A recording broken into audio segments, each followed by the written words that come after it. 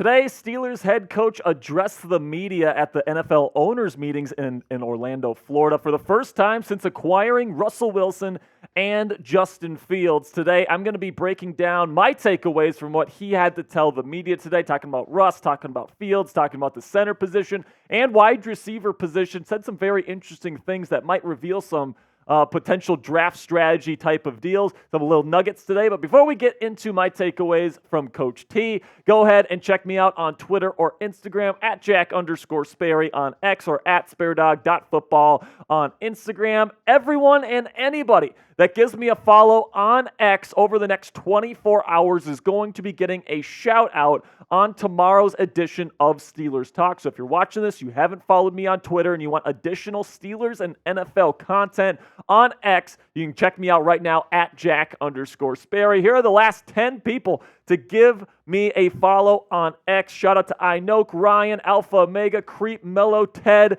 TCN Fairfax, Logic, Chalk, Gibrian, and Matthew. Thank you guys so much for all of your support. And if you want to shout out tomorrow, make sure you go follow me at Jack_Sperry. So my first takeaway is that we got a little bit more clarity on the quarterback position, and it's kind of what we've been saying here on the channel, which is that Russell Wilson is being brought in as the starter for at least to start the 2024 season. Mike Tomlin said pole position is kind of the role that he's in. He said that a number of times, and the reason why he's saying pole position is because he wants to leave the door open for Justin Fields to potentially creak in if he ends up earning the job at any point during the 2024 season. But it really does seem like Mike Tomlin believes in Russell Wilson. And really what the pole position means, like I said, guys, is that it means Russ is going to start with the starting job being his, and it's going to be his job to lose, all right? So Russ has to play pretty darn bad in order to lose the job. But Mike Tomlin is making it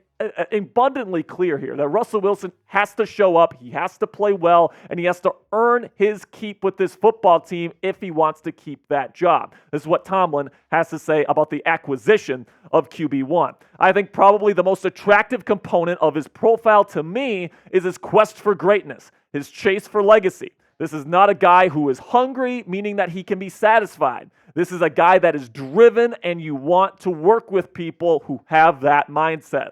This guy's got a vision of what he wants his career to look like, and he's got a lot of work to do. Obviously, he's had some professional challenges, particularly in recent years, talking about his last 2 years there in Denver, and he appears to be a guy that wants to meet those challenges head on and continue to move forward with his career, and that was attractive. All right, so those are definitely showing that Tomlin loves Russell Wilson. He loves the mindset that he's bringing. He loves the experience. He loves the preparation. But it was also clear, given his comments, that this guy loves him some Justin Fields, in particular the physical talent and potential that he brings to the table. This is what Coach T had to say about Fields. Justin oozes talent and potential. He's worn the responsibility of being a franchise quarterback, but still he gets the opportunity to come into a community-like situation and learn from a guy who has been doing it for over a decade in Russell Wilson. Man, there's a lot of meat left on that bone. So listen, I definitely think that right now Mike Tomlin sees Justin Fields as somebody that is waiting in the wings in case Russell Wilson doesn't show up in 2024 and this team isn't getting to a level of success that they're hoping to achieve with Russ as QB1. So listen, if Russ stinks it up and he's not playing well and the Steelers lose 3 or 4 games in a row, he's not going to hesitate to put Justin Fields in the game. And Russ better be ready to go to work, man. He better be ready to get out of the gate hot. And the good thing for him is I actually think that he's going to do that. I think Russell Wilson is going to play well. I think last year he had a pretty decent season, at least statistically, and now he's going into a system that I think is a perfect fit for him. Lots of play action. He was the number 1 rated quarterback in football last year when using play action. Arthur Smith, is going to utilize a lot of those play action deep shots. Plus, this run game is going to be very heavy. I do think that Russell Wilson is going to be able to lead the Pittsburgh Steelers to wins early and often, and I think that he is going to solidify himself as the franchise quarterback of this team for the next 3 to 5, even 7 years, depending on how long his body holds out. So predict it for me down there in the comment section. Will Russell Wilson hold off Justin Fields for the entirety of the 2024 season? Give me a yes or give me a no for today's pinned comment. In just a second, we're going to tell you about today's sponsor at Prize Picks. When that happens, go down there in the comment section, find that pinned comment at the top of the comment section, and just give me a yes or no to whether Russ will make it all the way through the 2024 campaign. And with that, let's have a word from our sponsor here at Prize Picks. Go to prizepicks.com/CLNS or download the Prize Picks app and use our code CLNS for a first deposit match up to $100 today. Today's Steelers Talk video is made possible by our friends at Prize Picks, and they've got specials for new and returning users alike for March Madness when you head on over to prizepicks.com/CLNS. Football season may be over, but the action on the hardwood is just heating up. Whether it's March Madness or the fight for NBA playoff seeding, there's no shortage of high-stakes basketball moments at this time of the year. Get in on the excitement with Prize Picks, America's #1 fantasy sports app, where you can turn your hoops knowledge into serious cash. You can see right here, it's super easy to play, and March Madness is now in full swing, and you can pick more or less right now. Prize Picks is very simple to play, guys. All you do is you pick more than or less than on 2 to 6 player stat projections and watch the winnings roll right in, especially if you know ball. Get started now if you haven't already at prizepicks.com/CLNS or download the Prize Picks app today and use our code CLNS for a first deposit match up to $100 today. Again, download the Prize Picks app or go to prizepicks.com/CLNS and use our code CLNS for a first deposit match up to $100 today. Pick more or pick less. It's that easy with our friends at Prize Picks.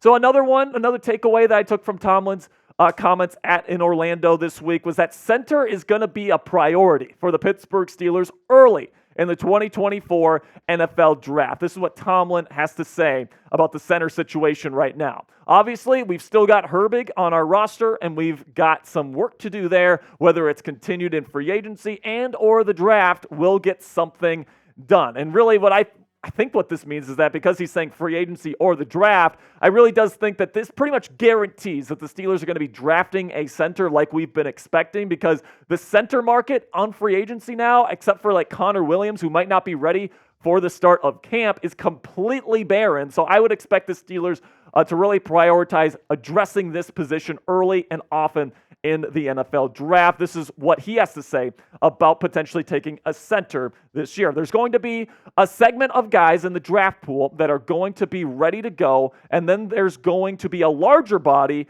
that isn't. So people are taking that quote to mean, oh my gosh, the Steelers are definitely taking Jackson Powers-Johnson in round 1, or that, oh my gosh, they're definitely taking some sort of center in round 1. I don't think that that is what the case is here. I think that what that means is that there's a certain group of centers in this year's class that are day 1 starter material. But listen, man, that number could be more than like 3, 4, even 5. Currently, I have 5 day 1 starters at the center position in this class, and it kind of varies when you can get these guys. You can get Jackson Powers-Johnson or Graham Barton out of Duke in round 1. You could go that route. Or you could go out and get like an offensive tackle or some other need, and you still have Zach Frazier out of West Virginia, Cedric Van Pran out of Georgia, and Bo Limmer, all guys that I think can step into the NFL right away as starters, and you can get those guys on day 2. So yeah, Mike Tomlin did say it's a little bit of a barren center class when it comes to first-day starters, but that doesn't necessarily mean that they are locked in on one guy or that they have to take one in round 1. I really do think that they will take a center by day 2, whether that be round 1, 2, or 3, but I really do think that they're going to have their options open as to what they do in round 1. Now, let me know down there in the comment section, do the Steelers need to draft a center in round 1? Type 1 if for first round, or type W if you want to wait. Personally, I would rather wait. I mean, it kind of depends how the board shakes out. Like if Jackson Powers-Johnson is the best player on your board, go ahead and take him. But like if a Talisi Fuaga is there or an Amarius Mims or something along those lines, I would probably rather go with the tackle. That's a more high-value position, and I'd rather go that route than taking a center early. That's just me, though. Let me know what you guys think down there in the comment section. My final takeaway from Tomlin's comments this week is that wide receiver is likely going to be a day 2 pick for the Pittsburgh Steelers, all right? And the reason why I say that is because Tomlin called this class irregularly deep at the wide receiver position. So that means, essentially they have a lot of guys in this class that they like. Obviously, they still have needs that they need to address. Corner, offensive tackle, center that must be addressed. And of course, wide receiver is a need as well, but there is a ton of really high-end wide receiver talent that can be found on day 2. And you look at the guys that they have already confirmed top 30 visits with during this draft period, this draft year. Guys like Roman Wilson, Xavier Legette, Ricky Pearsall, and Malachi Corley, all of these guys are expected to go on day 2. So I really do think that's where the Steelers are hunting wide receiver. That's where they think the value at that position is. And of course, right now you got George Pickens and then a whole bunch of guys that just haven't really proven themselves in the league. So this is definitely a need for the Pittsburgh Steelers. They need to address it probably rather early in the draft. They need to get somebody that can be a contributor right away. But because you already have a legit number 1 guy in George Pickens in your locker room, you don't have to completely get desperate and take a wide receiver in round 1. There's tons of good wide receiver talent that could play a number 2 receiver role in the league from year 1 in this class that could be got on day 2 or maybe even early day 3. So I really do think this is their value pick and their value position. I think that they might take their time in addressing this need, but don't wait too long, all right, because you got Russell Wilson and you want to take advantage of his arm. Now let me know down there in the comment section, which wide receiver prospect do you hope that the Steelers draft this year? Are you a Malachi Corley guy? Are you a Xavier Legette guy? Are you a Roman Wilson? Do you want Brian Thomas Jr. in round 1? Adonai Mitchell? Let me know down there in the comment section who is your wide receiver target that you want to see in black and gold. So before I go, I do want to address 2 signings that the Pittsburgh Steelers have made today, kind of 2 lower-level signings here.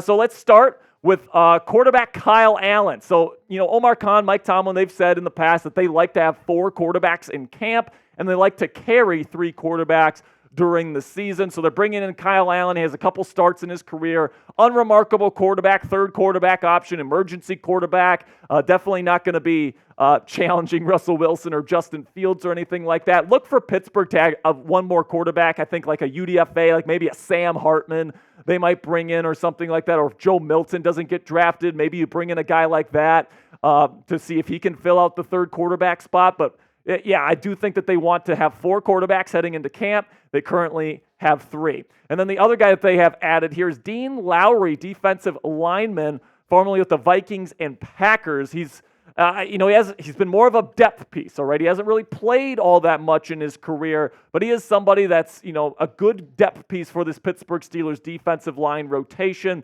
He's somebody that's been in the league as a veteran, a part of the 53-man roster. Like, he's somebody that has kept a job in this league for a while, and there's definitely some value attributed to that. So maybe not the most splashy signing in the world, but he is somebody that's going to provide some depth to the Steelers defensive line. Again, make sure you go give me a follow on Twitter if you want to shout out on tomorrow's show. I am at Jack_Sperry. And make sure you guys click that subscribe button right now because, man, things are getting juicy. Things are going to get kind of wet and wild here over the next week or so with Brandon Ayuk. It looks like he might be getting traded here soon, so we might have a breaking news live show at some point. You never know what's going to happen here on Steelers Talk, but whenever the news breaks, we're going to have you covered with breaking news coverage right here on the channel, so make sure you guys click that subscribe button right now.